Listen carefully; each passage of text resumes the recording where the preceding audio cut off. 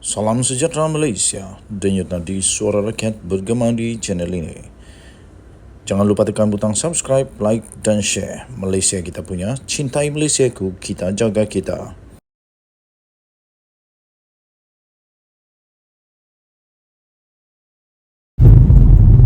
Salam sejahtera Malaysia, denyut nadi suara rakyat bergema di channel ini.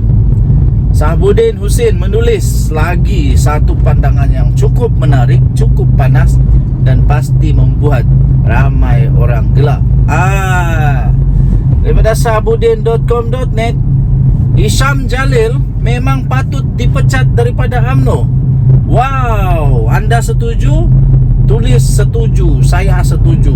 Tak setuju? Tulis saya tak setuju. Mari kita baca sama-sama dulu. Tidak pasti sejauh mana benarnya kononnya Hisham Jalil, ahli MT UMNO, bakal dipecat dalam masa terdekat ini. Sejauh ini ia hanya sekadar dakwaan Islam berdasarkan cakap dengarnya semata-mata. Dalam catatan di media sosialnya, Hisham dipetik sebagai berkata, "Saya dengar minggu ini ada beberapa lagi ahli UMNO akan dipecat dalam mesyuarat nanti. Ada ura-ura kata nama saya pun mungkin tersenarai." Berdasarkan catatannya itu, segala kemungkinan beliau dipecat daripada UMNO itu tidak lebih daripada satu andaian sahaja. Begitupun sebagai ahli MT UMNO, tindakan beliau yang menyanggah keputusan parti berkenaan hubungan dengan PH yang ada DAP di dalamnya adalah suatu keterlanjuran yang serius. Hisham sepatutnya membangkitkan perkara itu dalam mesyuarat MT UMNO. Dalam hal ini tidak diketahui sama ada beliau pernah membangkitkannya ataupun tidak di dalam mesyuarat MT UMNO. Kiranya beliau pernah membangkitkan dan dia ditolak secara majoriti oleh MT UMNO, beliau perlu akur dengan keputusan tersebut kerana itulah hukum demokrasi dalam berorganisasi di mana keputusan majoriti hendaklah dihormati serta diakuri. Jika terus tidak bersetuju juga adalah tidak wajar terus menceceh secara terbuka.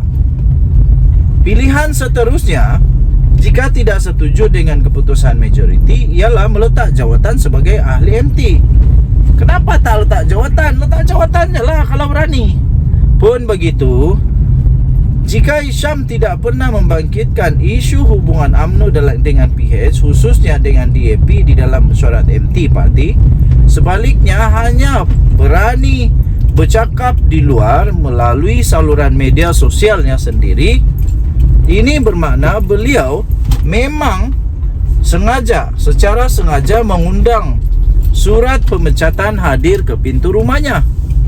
Lagi pula, keputusan UMNO bekerjasama dengan PH telah lama dibuat, iaitu pada November 2022. Sebaik saja berakhirnya PRU 15 yang lalu. Apakah ketika itu Hisham ada membuat bantahan? Bukankah waktu itu beliau merupakan ketua penerangan UMNO? Kenapa tidak letak jawatan dalam jawatan lantikan presiden itu? Jika tidak setuju dengan hala tuju baru UMNO sejak awal lagi. Oleh kerana Hisham turut bertanding menawarkan diri untuk mengisi salah satu kerusi MT dalam pemilihan UMNO kemudiannya, iaitu pada Mac 2023, pemahaman paling mudah ialah beliau dianggap bersetuju dengan hala tuju UMNO ketika itu yang sudah pun menjalin kerjasama dengan PH. Soal pokoknya di sini, kenapa baru sekarang beliau mau bersuara menyanggah? Apakah Hisham ada terkecil hati kerana UMNO tidak memilihnya sebagai calon dalam PRN negeri Selangor baru-baru ini? Dalam berparti atau berorganisasi bukan tidak boleh bersuara, tetapi selagi saluran rasmi untuk beliau berbuat demikian masih terbuka, saluran itulah yang patut digunakan. Tak tahulah, mungkin Hisham sengaja mengetepikan saluran rasmi itu, sebaliknya memilih saluran terbuka agar beliau boleh dipecat oleh UMNO. Tidak mustahil. Tidak mustahil juga tindakannya itu mendedahkan berkenaan cakap dengar pemecatannya itu dengan tujuan agar beliau lebih cepat untuk diambil tindakan, iaitu dipecat. Jika begitu, beliau memang patut dipecat dan Zahid Hamidi tidak harus berfikir dua kali lagi disimpan entah apa-apa lagi onarnya selepas ini. Sedangkan UMNO perlu bersatu hati untuk berdepan musuh politik utamanya, bersatu dan pas dalam banyak lagi cabaran perjuangan yang lebih gentir di masa hadapan. Ditulis oleh Sabuddin Husin, 12 September 2023. Kita jumpa lagi, bye-bye. Salam sejahtera Malaysia, denyut nadi suara rakyat bergema di channel ini. Akhirnya betul-betul Muhyiddin dalam bahaya. Sekali lagi, ingat, Muhyiddin masih ada lagi satu kes yang belum selesai. Walaupun sudah satu kes dia menang, tapi satu kes belum selesai. Dan ditambah dengan kes baru ini disahkan, Muhyiddin sudah pun dipanggil untuk memberi keterangan dan disiasat. Ketua Polis Negara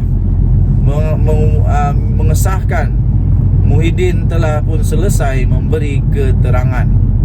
Selepas keterangan ini pastinya siasatan akan dibuat, dan selepas itu akan dibuat pertimbangan sama ada beliau perlu untuk didakwa atau tidak. Bekas Perdana Menteri Tan Sri Mahyadin Mat Yassin telah pun selesai memberikan keterangan kepada polis pada jam 10.25 pagi di sebuah bangunan di Jalan Sentral di sini pada hari ini.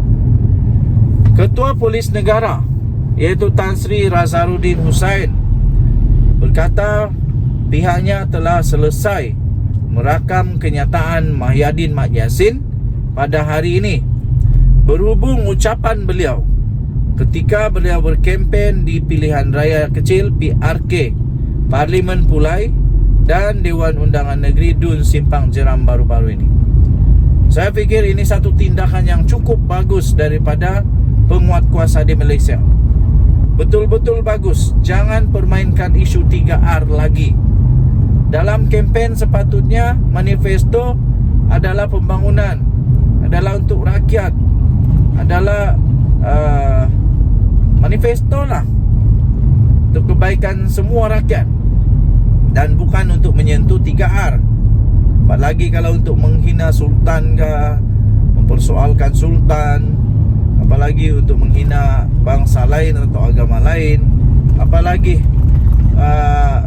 untuk merendah-rendahkan orang lain. Jadi baguslah selepas ini kalau semua ini dapat diselesaikan dengan baik. Ahli-ahli politik, orang-orang politik Malaysia akan berkempen dengan sihat. Tidak lagi membuat fitnah, tidak lagi menghentam bangsa lain kah, agama lain kah, tak kiralah dari siapapun. Jadi ini sangat-sangat bagus, dan saya fikir ahli politik perlu belajar daripada banyak sudah kes-kes yang menyentuh 3R ini. Dan polis tidak main-main dalam isu ini. Sentuh 3R memang akan disiasat oleh polis. Jadi terbaik polis di Raja Malaysia. Kata Ketua Polis Negara, pada masa ini katanya tumpuan unit siasatan jenayah terkelas USJT, Jabatan Siasatan Jenayah Bukit Aman, akan melengkapkan kertas siasatan berkenaan katanya. Tambahnya lagi, proses merakam keterangan berhubung ucapan beliau itu sudah selesai sepenuhnya, dan polis akan melengkapkan siasatan sebelum diserahkan kepada Jabatan Peguam Negara untuk tindakan lanjut. Jadi kes ini disiasat mengikut Seksyen 505(b) Kanun Kesiksaan dan Seksyen 233 Akta Komunikasi Multimedia 1998 katanya ketika dihubungi pada hari ini. Beliau berkata keterangan berkenaan adalah bagi membantu siasatan berhubung ucapan beliau ketika berkempen di pilihan raya kecil PRK Parlimen Pulai dan Dewan Undangan Negeri Dun Simpang Jeram baru-baru ini. Muhyiddin ketika ditanya berhubung proses keterangan pada hari ini hanya memberikan isyarat bagus sebelum menaiki kenderaan dan beredar menuju ke Parlimen. Terdahulu Mahyadin Yasin dilihat masuk ke bangunan terbabit pada jam 9.28 pagi dengan menaiki kenderaan pelbagai guna MPV Velfire.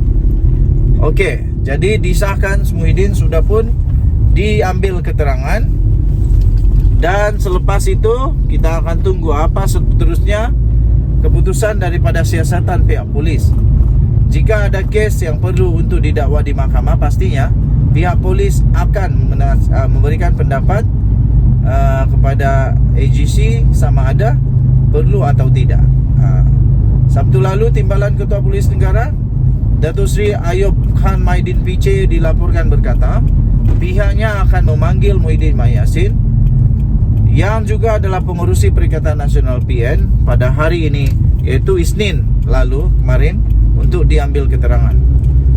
Dan katanya ada 2 kertas siasatan yang dibuka terhadap Muhyiddin Yasin susulan kenyataan beliau berkaitan fatwa, dan kenyataannya yang berkenaan orang Melayu akan hilang kuasa.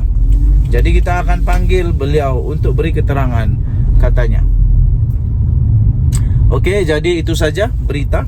Disahkan Muhyiddin sudah pun dipanggil untuk memberi keterangan, dan polis akan membuat siasatan selanjutnya, dan selanjutnya akan menyerahkan siasatan itu kepada pihak AGC untuk bertindakan seterusnya. Kalau Muhyiddin didakwa lagi, maknanya Muhyiddin akan bertambah lagi pendakwaan di mahkamah, kes di mahkamah, dan semakin tersepitlah Muhyiddin dengan kes mahkamah. Kerana beliau sudah ada kes mahkamah, kalau kena lagi bertambah lagi. Denyut nadi suara rakyat bergema di channel ini. Jangan lupa tekan butang subscribe, like dan share. Malaysia kita punya. Cintai Malaysia aku, kita jaga kita. Bye bye.